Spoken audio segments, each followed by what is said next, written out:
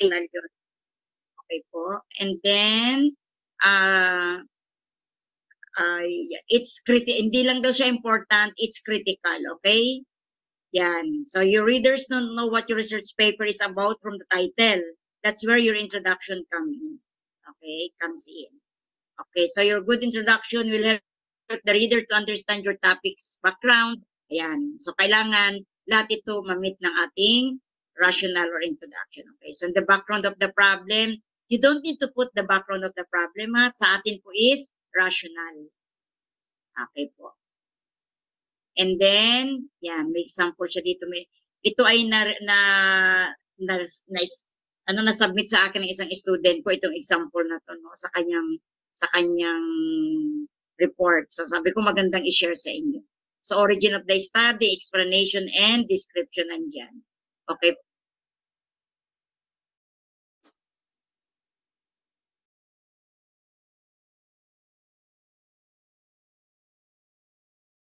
Po, yan. No?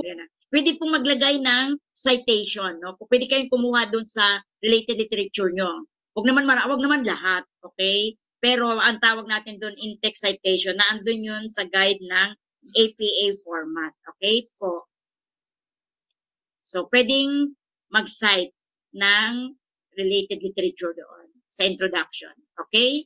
So, doon sa review of related literature, yan, in paragraph. And take note po pala, no? Merong introductory paragraph. Yun. And then, yun, yung styles of citation, meron po tayong guidelines doon sa ating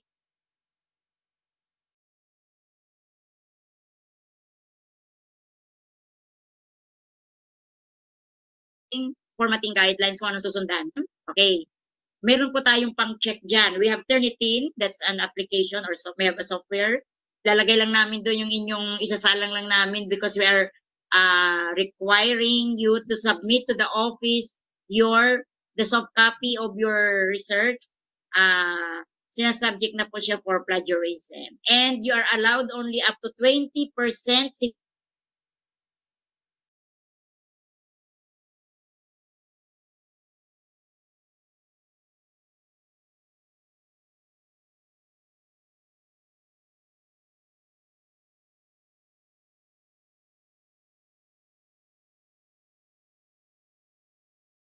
natin dyan. Okay, sandali lang ha.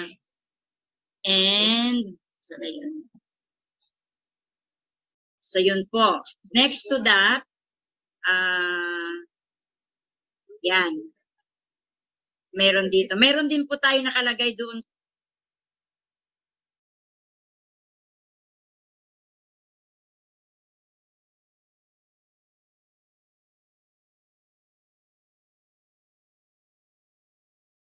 Can be a direct quotation. Okay po. So, sample yan ng ating RRL.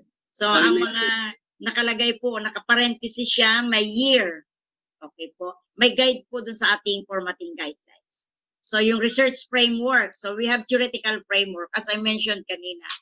So, the theoretical framework is important. That is the theory wherein your research will be anchored, will be based on, diba? So, it may be an old theory, it's fine with me. Okay, that's acceptable kasi ang theory naman ay hindi agad nagiging theory. Marami munang pinagdadaanan yan bago maging theory. So, but please always put the year.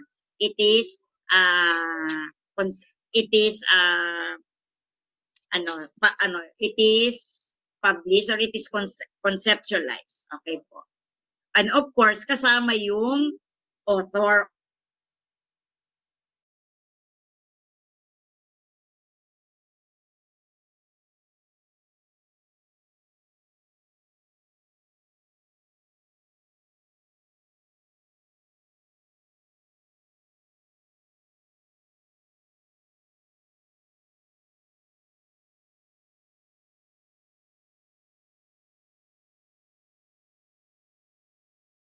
This study will use the theory because, so yun yung contextualization. Okay po? Okay, yan. Ito kasi tapos na eh. The research was based, yan. So, conceptual framework. Yeah. This is yours. Gawa mo to. Yung theoretical framework is gawa ng developer or proponent nung ano na yun. And usually it's from the name of the ano, di ba? The name of the proponent is in the title. Okay. But the conceptual framework is your work. We call it roadmap of your study. So in your conceptual framework, sometimes others call it research paradigm. Okay, research paradigm.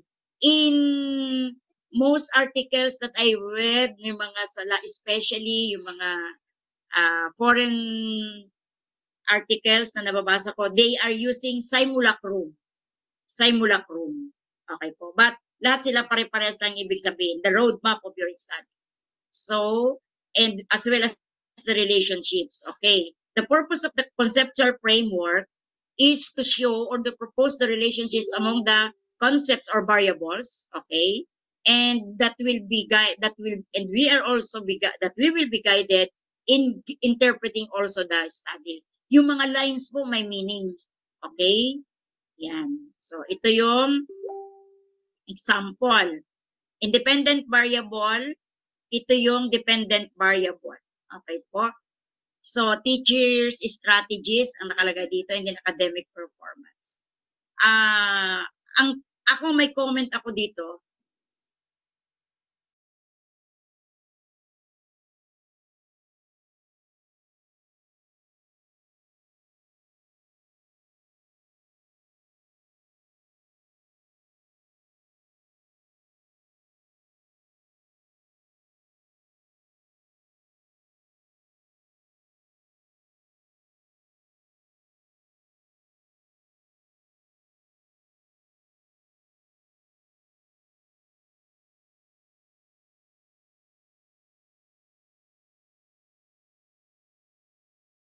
And ito po, ayan, dito. So, yung problem of slow learners, nakaka-apekto siya sa academic performance. Pero yung academic performance, hindi nakaka-apekto dun sa problem. So, yun po yung sinasabi ko. Itong una, mayroong arrow from the independent to dependent. And then from dependent to independent. So, pag-aralan nyo yun. Tama ba yun? Ang dependent ba makaka-apekto sa dependent, sa independent? According to definition, independent can cause, 'di ba? Dependent, but dependent cannot. So yung mga ganyan po. Yung arrow, kapag ang line ay walang arrow, it's tawag natin doon line segment. You are comparing. Okay? Comparing the two variables. Kung ang ginagamit mo ay by variables.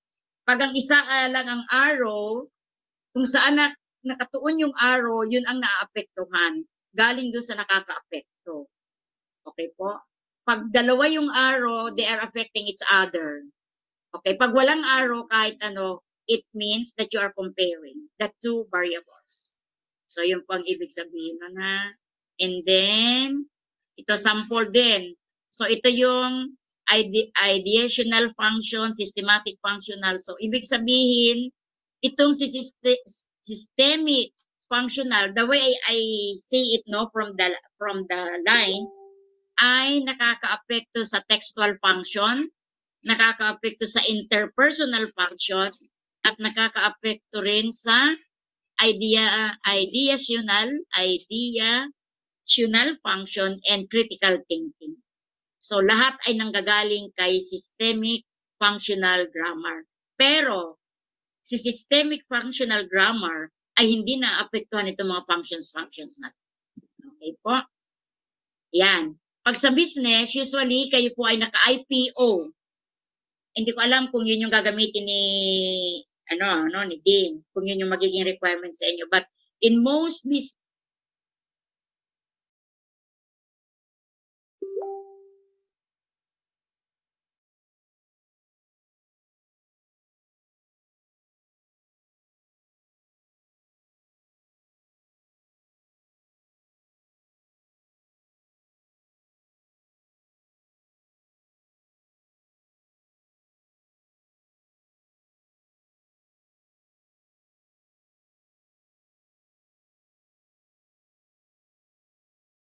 connecting na naman. Okay na, nawawala ha? Okay. So, pag ganito po yung nakikita ba yung aking yung IPO format dito ng conceptual framework, especially to the MBA students, kasi usually ito po ang ginagamit sa MBA, input, process, output, IPO. So ano ang laman ng input? Yung mga variables na pinag-aaralan nyo, yung profile ng respondents nyo if it's being asked. So yung nandito po yung mga descriptive questions.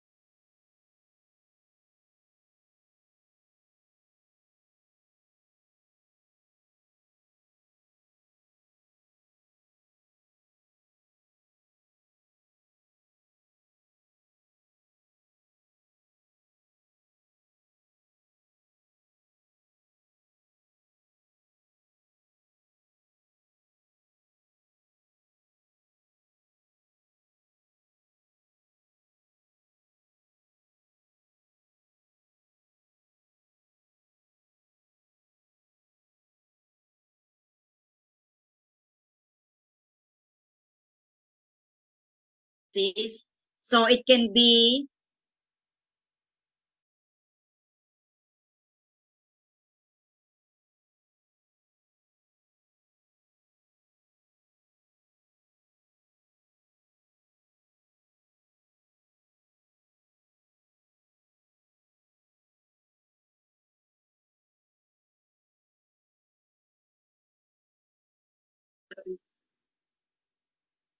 alam niyo na gano'n na ako, nag-hotspot na ako para wala kaming internet dito pero nag-hotspot na ako para matap. Kunti na lang 'to eh. Okay, andiyan pa kayo? Yes, ma'am. Oo, sige, sorry ha, Yes po. pero ayan, sige. Para lang magkaroon kayo ng idea yung what to write, di ba? So okay. So dito na tayo, di ba? So as I was saying, sa edu hindi na ganong ginagamit yung IPO pero sa MBA madalas ginagamit pa rin po ito. Sa edu is yung by variables at nilalagay ng mga connecting lines. Okay po. So the lines that we are using, as I mentioned, the two arrows, di ba? The line with two arrows, the line with only one arrow, and the line without arrow. Okay po. So next, punta na po tayo so tapos na tayo dyan, di ba? Yung output, what for is the research or what for is the thesis? So it can be crafting something new, can be enhancing the existing one. Okay po? It depends. So kung ano yung output, yan yung masasagot, yan ang sasagot dun sa last question. How may the findings of the study be utilized or be used to? Ganon. So, yun po yung output. Okay, next. Ma'am, wala po yung slides niyo po. Ay, wala yung slides. Wait ha. Okay, buti nandun pa naman ako sa ano. So, thank you for reminding me. So, dyan tayo nagtapos kanina. Okay na? So, bilisan ko na para, no, matapos na to. Okay po? Yan. So yung, ba't number 5 na to? Statement of the problem. Ba't nasa number 5 na siya? Sandali lang. Number 5 na talaga siya.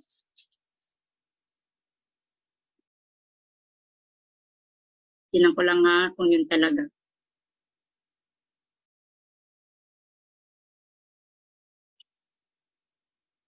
Okay. So, never mind na lang the numbering, ha? Kasi, so, yung statement of the problem natin, it is the, share ko na ulit. Sandali.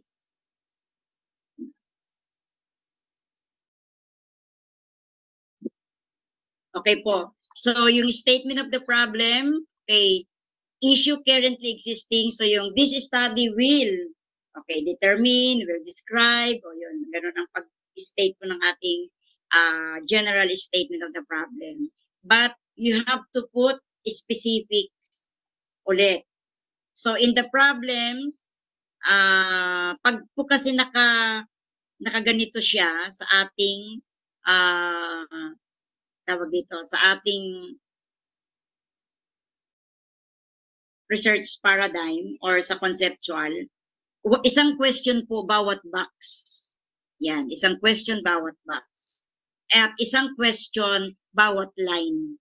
Yun po yung guide yan pag nakabox siya. Isang question bawat line. And then magkakaroon ka ng output. Pag naman naka-IPO, may question ka about variables, hindi ito nasasabi kung ilan yung question kasi inalalagay mo lang dyan kasi kung ilan yung variables mo. So if you have two variables yung ano mo, 2 questions ka. Okay po? If you are asking about the profile of the respondents as part of your SOP, dapat naandyan dito siya. Okay, so, and then yung process, ito po yung, is there a significant difference or is there a significant relationship? So, yan po ay kung ilan yung lines dun sa atin, di ba? So, ito naman, kung mayroon siyang titingnan mo kung ano yung kinukompare niya at saka kung ano yung kanyang kinokorelate sa kanyang hypothesis. And then yung output dito siya. Okay po? So, yon. Ito dapat, so, pag nag-check kami sa proposal defense, tinitingnan namin yung SOP. Yung bang lahat ng nasa SOP mo, na andun ba sa iyong conceptual framework or paradigm?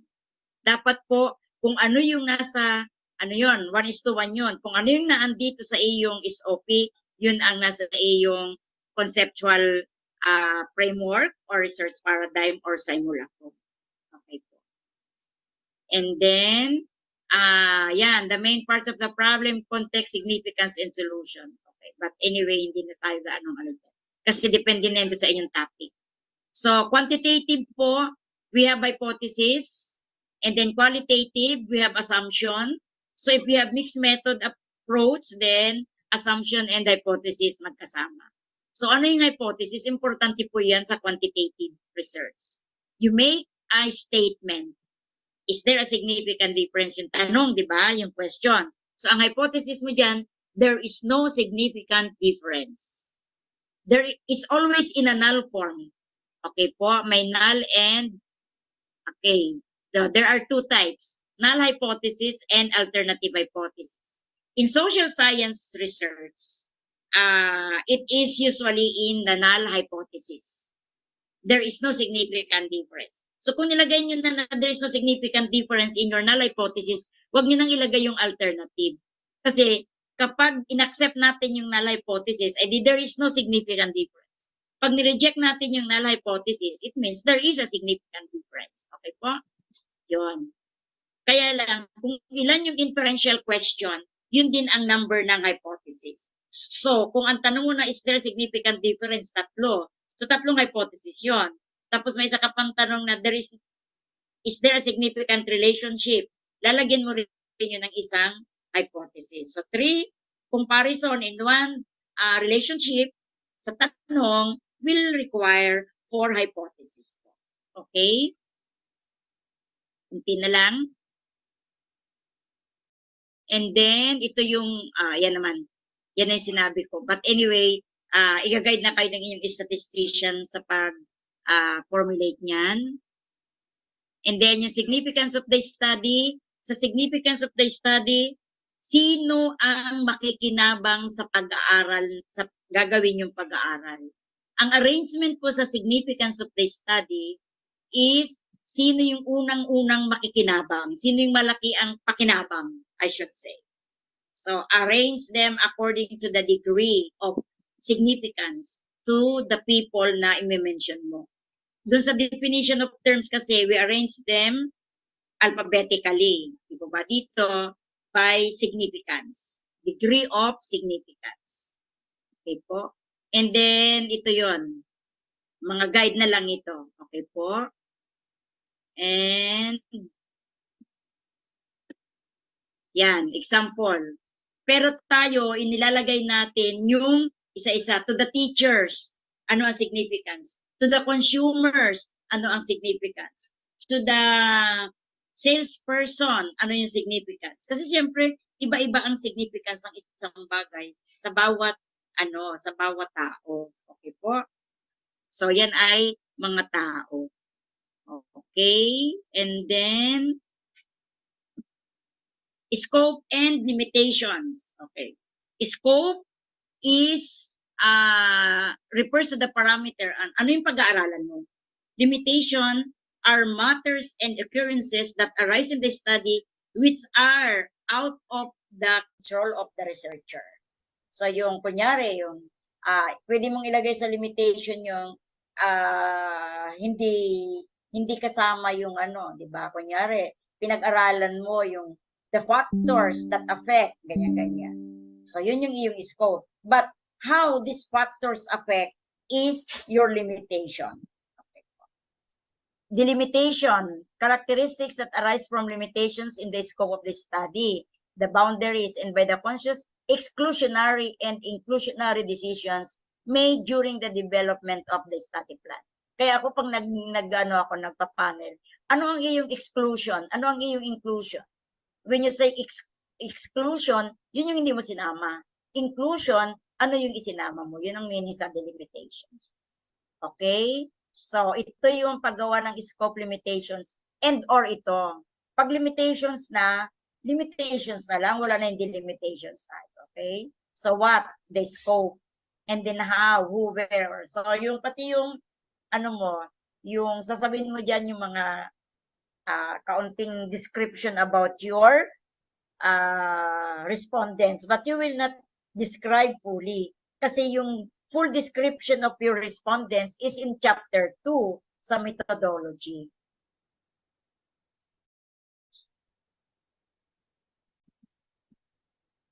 And then, okay, there is no general ruling in writing separately each of the scope and limitations. You just need to mix them together and form a substantial statement. Ako naman, ang ating style, one paragraph all about the scope and one paragraph all about the limitations. Para klaro kung ano hindi sinama, ano ang sinama at hindi sinama. Okay po? Alright, so next is, ito yung sample. This study focus on the test results. The test results were taken within, okay. And then the students who will undergo, so lahat siya ay scope. Ang nilagay niya dyan. Okay, so sa definition of terms, ayan sinabi ko na kanina, it should be alphabetically arranged. So what's the difference between operational definition and conceptual definition? Okay po. Pag sinabi natin conceptual definitions, you are getting the definition from a source. So pwedeng kinuha mo sa dictionary, kinuha mo sa libro. So may reference siya. When you say operational definition mo yan for that research. Okay, na pwedeng different from the definition ng conceptual. The example that I can give you was when in my masteral thesis, I have my respondents were the students, the teachers, and the guidance counselor. Okay, so ang ginawa ko po, pinagsama ko yung guidance counselor and teachers as one group, and then all the students as one group. So I have two groups of respondents who evaluated my program for the gifted, the recipients and the one who are handling or involved in the conceptualization of the program. So, ano ang common term na pwede kong gamitin dahil pinagsama ko si teacher, si guidance counselor, at saka si coordinator? Kasi I consider them as one group. Dito ba? Students, madali lang. The students were the students of the Mathematica, of the program for the gifted. So, I use a word, a collective noun, staff. Yung staff na parang, yung non-teaching staff, di ba? Parang ganon. Ano ang meaning nun? If you will look at the dictionary, ito yung meaning niya. But in my thesis, I put an operational definition that the staff refers to the teachers, guidance counselor, and math coordinator who were involved in the conceptualization and implementation of the program for the gifted. So yung staff, ginawan ko ng sarili kong definition. That in my study, I mean this. So yung po yung tinatawag na operational definition. Pag ang ginamit mo namang definition the same meaning doon sa nakukuha sa libro, ilalagay mo yung definition na yon at ilalagay mo yung reference. Okay po. Next. So, sa definition of terms naman is alphabetically arranged. So, ganito po, isusulat period. Then, refers to, may ganyan. So, bibigyan ko naman kayo ng sample. Okay, so sa chapter 2, research methodologies, hindi pala siya i-ano lang natin, i-bold. Okay.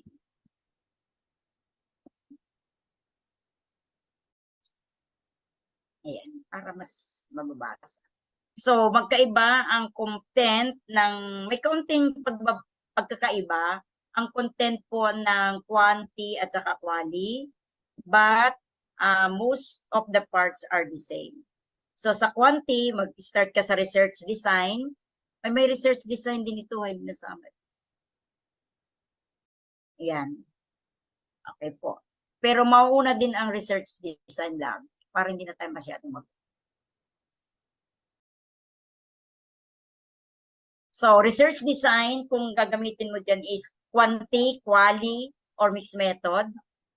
That's the method, di ba po? And then sasabihin mo, if it is correlational, if it is descriptive, if it's quasi-experimental, so nandun po yan nakalagay sa research design. You start from the method and then to the design or type of research under that method. Research local is the place where the study will be conducted. Okay. Respondents of the study are those who will respond, diba? Those who will answer. But you may also put their subjects of the study. Kung meron kang subject of the study na hindi mo naman sila pinagsagot, kaya na example ko kanina. And then research instrument, research ethics, ilalagay po what are the ethical considerations that has been observed, that will be observed, I should say, data gathering procedure that you will follow, okay, from the start of data gathering, starting from asking permission to conduct the study. Yung pong pilot study ay kasama po dun sa research instrument, establishing validation, and then statistical treatment to be used in interpreting.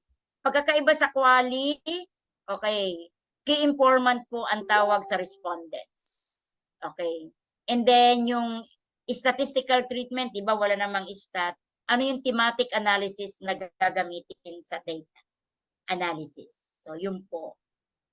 And then next, wala na, hanggang doon na lang pala. Kasi di ba hanggang chapter 2 ang proposal.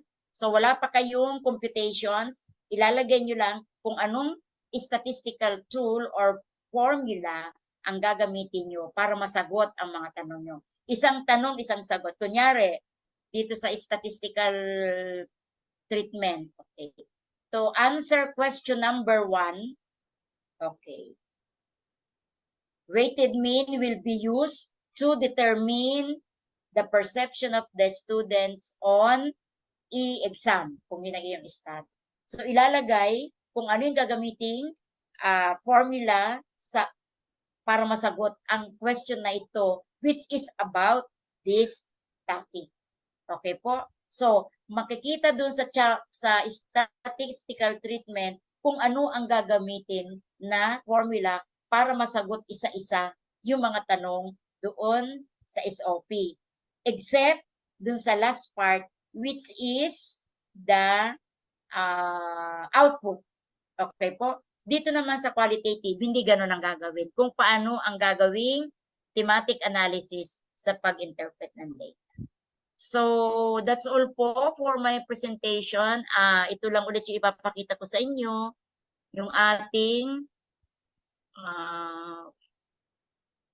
research, yung formatting guidelines. Hindi pa po ito pwedeng ibigay sa mga students. Ka-pilot edition pa lang tayo, but I will give a hard copy to Dean Abante. Kasi per department or per college po, ay binibigyan namin ng, tawag dito, ng kopya, hard copy. Ayun po. Sige. So, may tanong po tayo.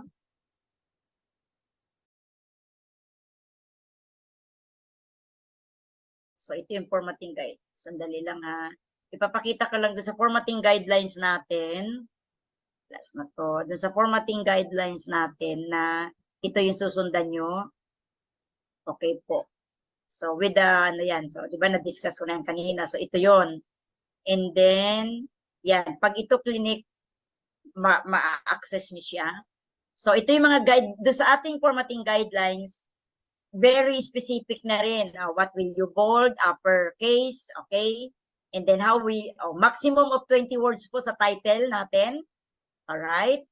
And then yung name of authors, surname first, then first name, may example. So kaya nga po, formatting guidelines po ito ha, ganyan yung sa ano natin. And then yung abstract should contain topic, introduction, purpose, aim, but it must be up to from 200 to 300 words only. Okay? And then may keywords po ang abstract, 10 maximum. So the keywords must be the variables being studied and the discipline. Okay po. Yan. So ito na yung guide sa introduction, diba? First selection, okay. Ito yung hinahanap ko. So in writing your introduction, we have here global situational, and then to regional, to local. Ang tawag po dito sa education is macro approach. Okay. Pag kasi micro, para sa itong deductive and inductive. Diba? You start from global situation to regional or national, and then the local situation analysis. Yan. And then the fourth section is the gap in the literature. O yan, sinabi ko na sa inyo yan na andito po yan. Yan. So ito po yung susundin natin. Conceptual framework or research paradigm, yan. Use diagram.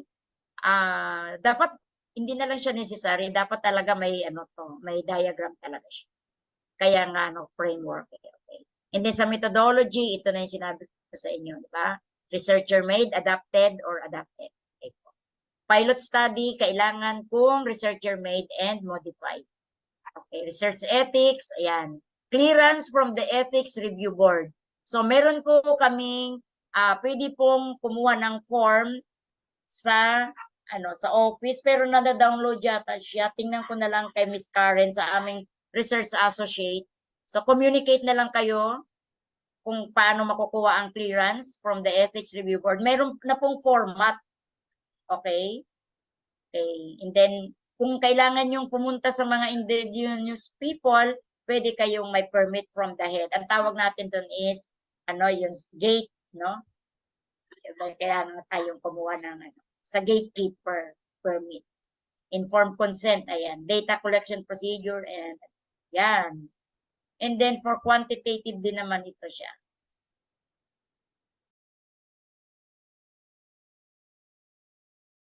Yan. Kung hindi to sa inyo kasi meron tayo yung iba nag-aaral ng pusa, 'di ba, mga ganon. Meron din pong permit na kinukuha yan. Okay? Yan. And then for the results, you will answer your research questions one by one. Isang tanong, isang sagot. Ganon yun eh. Isang tanong, isang sagot. Okay? And then ganon din po pagdating sa discussion. Isang tanong, isang sagot. Alright. So nandito po siya. Yan. And then yung conclusion, summary of findings, and then implication to research. Kung ano yung mga ilalaman. So, kasi po, pag kumuha tayo sa libro, broad at iba-iba ang interpretation. So, we decided in the research department to come up, di ba yung sinare ko sa inyo kanina, coming from a book, from a reference. So, what we did, nag-meeting po yung mga coordinators ng research in the 3 campuses, and they agree on the research guidelines and procedures. Ayan po. So, ito yan. So, pag naglagay kayo ng reference, may spacing, di ba? Ayan. Paano nyo, kung ilan ang authors, paano ang paglalagay ng mga authors, ganyan. Inisa-isa na po niya yan namin yan pala. Yan. Pag group naman ang authors, meron ding tayong guidelines. Okay po. Pag din mayroon tayong sa date, okay. Yan. And then, ano pa yung mga guides dito? Format ng dates, ayan. Format publication, yan, ganun po siya. And then, ayan, for unpublished, may mga mayroon kasi mga certain criteria, may makita kayong CA, which stands for CIRCA. Kaya nilagay na natin dito yan. Kasi when you read, when you do your literature review, marami kayong ma-encounter na ano ba yun? Okay, pag nag-retrieve tayo, yan, kailan, di ba? Pero yung iba, hindi na nilalagay ang retrieval dates. But if there is a need to write the retrieval dates, kailan mo kinuha sa internet, okay, lalagay mo yung ito talaga. Okay, at saka kung saan mo siya kinuha. And then yung title ng mga kinuha nyo, nandito rin. May guidelines din po tayo dyan. Format of the title, yan. Meron din tayong guidelines dyan. And then, yung source, okay. Meron din tayong guidelines dyan. Yung DOI, kailangan format ng sourcing, ganito po siya. Para pare-pares tayo ng tempo. Okay po, ayan. Ang ginawa kasi namin po, nag-research, and then we get the best practice. Okay. So ito yung arrangement ng appendices, request letters, di ba? Permission to conduct the pilot study is different from the permission to conduct the actual study. Okay. So magiging A1, 8.1 and 8.2 yon. Informed consent. O kung may assent, pag sinabing assent, parents consent, B1 and B2. Yung ganun. Permission to use and modify. In one letter, you will write, if you will ask for permission to use the instrument, and if you want to revise or modify the instrument, you put it in one letter, in the same letter. And then we have research instrument. If you're using the standard form, you submit as is, buo. If it's modified, you submit the original and the modified. If it's researcher made, You submit yung ginawa nyo, but it should be, you should include your references. Itong numbers, 1 to, ilan ito, 1 to 10, saan nyo kinuhang reference, and then yung iba pa, saan nyo kinuhang reference. Mga ganun. Kasi po, baka tayo ma-charge ng plagiarism. Okay. Request for validators. You will write a letter to the validators. You should have at least 3 validators for your researcher-made questionnaire. One is expert in the field. Sino ba yung may alam tungkol yun sa study mo? Yun. Pangalawa, language validator. Ipapacheck po natin yung English. O, diba? Hindi naman tayo lahat magaling mag-English. May kanya-kanya tayong specialization.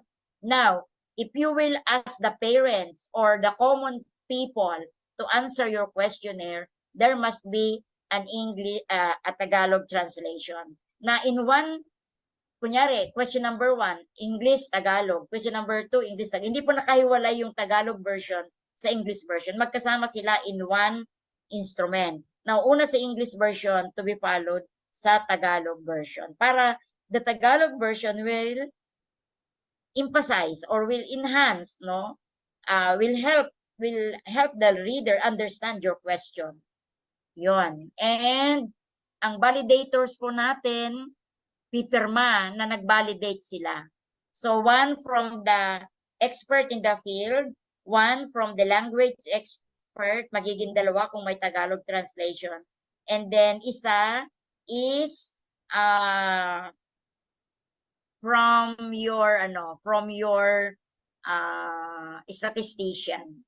Now, the advisor will always sign, okay, will always, all your correspondence, all your request letters, basta all your correspondence must be signed also by the advisor. Baka naman nagsasarili na si estudyante, wala nang alam si advisor. And then yung reliability index that will be requested from the statistician, kasi you have to establish the reliability of the researcher-made and modified questionnaire. If it is standardized test, nakalagay na po doon kung ilan ang kanyang reliability index. Statistician certification. So, hihingi po kayo ng certification from the statistician na ginamit na kayo ay nagpa-assist. At hinihingi din po, kung gumamit sila ng SPSS, parang dati hindi namin yan hinihingi. But nung nagkaroon kami ng ethics training, sabi nung aming speaker, ilalagay daw doon yung license number nung SPSS. Ang WCC po ay may SPSS. Nagbabayad po tayo diyan. Ganon din po sa Turnitin. Meron din po tayong subscription diyan. Kaya pwede pong i-gamitin ang sa atin sa WCC. Hindi naman kayo magre-require niyan kung wala tayo, siyempre. And then, ayan, similarity index yun, di ba? Yung sa Turnitin, sa plagiarism yan. Grammarian certificate po, pinapa-grammarian din yan. Hindi ko lang alam kung paano ang payment sa grad school. Hindi pag-usapan namin ni Doc Melo, we have to meet pala to make our payment. Let's compare the payment that we will ask from our students in terms of grammar. Okay, yung similarity index, hindi ko alam kung nakasama naman na yata yun doon sa kanilang binayaran. So pag mag-meeting kami ni Doc Melo about the payments for your title defense, for the proposal defense, up to the final defense, and also up to yung mga payment na ganito. And then for your statistician, are we allowing you may get statisticians outsider kasi nga baka mamaya wala silang SPSS na may license. So pag-usapan po namin ni Doc Melo yung mga nitty-gritty details about these things. Basta ang importante, as of now, at this time, anong oras na, 12:11 na, you know that these are the things required from you as a thesis writer and as a final thesis writer, I should say. So yun lang po. Thank you. Ayan, yung Gantt chart, sinabi ko na yung kanina, di ba, sa curriculum. Okay, so ito na siya. Yan, pati abbreviation, for usage. Ayan. Basta ibibigay ko na lang ito kay Dr. Hard copy para mag-guiding kayo. Okay po, pati indentation, nandyan, pati margin, pagination, yan. Ayan. And then, scan the QR code for you to para makuha niyo din siya. Paper size, di ba? 8.5 by 11, double spacing, mga ganun ba? Minsan kasi yan ang nagiging rason pa. And yan, American English tayo. And then, ito yung ating gagamitin. APA 7th edition. Okay. Nandiyan po lahat siya. Pati sa table, sa figure, kung paano, nasaan ang title, and then ganito po ang paggawa ng table. 3 liners. 1, 2, and 3 sa baba. All in horizontal line. Walang vertical line. But they are aligned lang yung ating mga entries. Ayan. And there is a legend. Okay po. Sa qualitative naman, syempre walang number, pero naka-thematic siya, naka-summarize. Ayan. Photographs should be, sabi, hindi ko na yun. Original figures that are not electronically enhanced. Ayan ha. Must be original. Yan. So ito, yan, yung sample figure, sir. Yung pinakita ko kanina, pwedeng gawin yung ganito ang inyong IPO conceptual framework or research paradigm. Yan. Pati yung paggamit ng past tense, di ba? Use past tense, present tense, ayan, mga ganyan. Ito na, future tense, okay. Pag sa final paper, sa final manuscript, ang naka-future tense na lang ay ang recommendations. All the rest, yun, you will follow yung guidelines when to use past tense and present. Ayan po. Okay na? Yan. So ito po, si Miss Karen ang nag-organize niyan lahat. At sabi ko nga sa inyo, ito yung mga coordinators na nag-meeting, getting, putting into one their minds. Silang tatlo yon. Ay pang-apat itong sa graduate school, si Dr. Laarni ang natin, consultant. Okay po. And, yeah, syempre, ako yung sa amin. So again, as I stop share na ako. As I mentioned, this is pilot edition. So pwedeng mayroong, but follow, kung may concern kayo, please let me know. Para yung magiging correction sa inyo, magiging correction din sa mga. Okay, that's all for today. Thank you. And thank you for your indulgence. Pag wala ngayon, naka-hotspot na ako kasi nawalan ng data, nawalan ng internet connection. So, yun lang po. Thank you. And question please if you have some questions. Doc, makakakuha naman kami ng copy niyan po, no? Nung formatting. Opo. Nung formatting. Doon ba, pag inano yung scan, di ba? Yung sa, kayo. Yes. And in MAED, we will discuss it further. Okay po. Thank you. Any other question? From MBA. Okay po. Doc, question lang po. Opo. Bali, yan na po yung format na ifa-follow namin for this particular SEM. Opo. Ang sisimulan nyo pa lang naman, 1 and 2, di ba? Opo. Chapters 1 and 2 po yung magagawa nyo eh.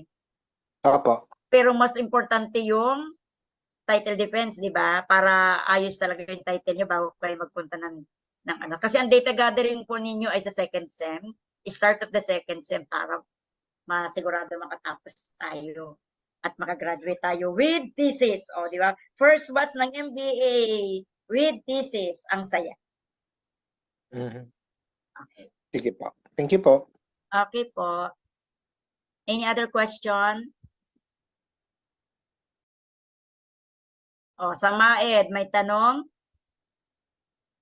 Sa mga math. Kasi Doc Melo, dalawa yung grupo ko dito. MAED na math, major, at saka MAED ng educational management. May 5 ako sa math. Okay, any question? O, parang gutom na kayo, parang ako rin, ano? hanggang 12:16 tayo kasi na-interrupt. But I intended naman talaga that this is 9 to 12. Okay po? So, kung may tanong kayo, you may send me private message. So, for the MBA, nandiyan naman si Sir June. Siya yung aking, na bali sa MBA, no, Sir June? I hope you will not mind. Yes, ma'am. Oo. Apo. Thank you, ma'am. So, ikaw na ang ikaw na talaga ang emisary. Ikaw na talaga yung magbibigay ng magre-raise sa akin ng mga concerns niyo. For the MAED and the math naman, math and EM, you are my student, so we will discuss it further on how to apply in our program. Okay po, so kung wala na, si Doc Melo talaga not feeling good, but anyway, thank you, Doc Melo, that you still managed to be with us today. And thank you for the opportunity also, Sir June, that I am given the chance really na may parating ko sa inyo na parang kayo pa yung nag-request, no? Kaya sabi ko, di ba, the amount, the payment, kasi ito si Sir June, laging tinatanong magkano eh. Okay. Ayan, I really want to, sabi ko, gawin ko muna ang sasabihin ko sa inyo. Okay? Sige po. So that's Thank not you, the ma'am. main question. Thank you. Okay, so kung wala nang tanong, okay, si Mark, nag-thank you. You're welcome, Mark. Sige. So kung wala na po, I think that's all for our webinar. I hope you'll be guided. But again, as I mentioned earlier, if you have some questions or queries, then just let me know. Okay po? Sige. So, and meeting for all. Happy lunch. Okay. Thank you sa lahat. Thank you, Doc. Bye-bye. Thank you, Doc. Bye po. Bye-bye po. Ingat po tayong Thank you po, lahat. Doc. Bye-bye. Thank you, Doc.